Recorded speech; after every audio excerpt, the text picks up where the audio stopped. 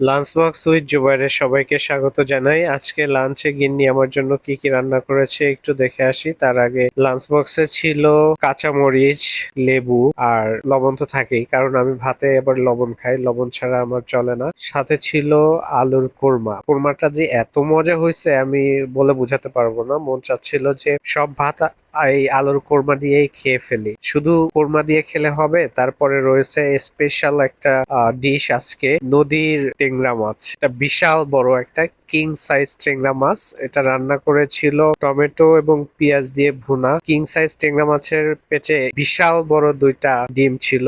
এত মজা ছিল মাছটা আমি বলে বোঝাতে পারবো না। আর যারা টেংরা মাছ পছন্দ করেন তাদের কাছে তো অবশ্যই এটা মজা, যারা পছন্দ করেন না তারা ট্রাই করে দেখতে পারেন। আসলে এই টেংরা মাছের স্বাদ অতুলনীয়। আমাদের বাঙালি যে খাবারগুলো আছে তার ভিতরে কিন্তু টেংরা মাছটা খুবই জনপ্রিয়। এই মাছটা খেতে আমার অনেকটা সময় লেগেছে। পুরো মাছটা অনেক বড় ছিল আকারে, প্রায় 300 গ্রামের মতো মাছের ওজনটা ছিল। সবাই ভালো থাকবেন, সুস্থ থাকবেন।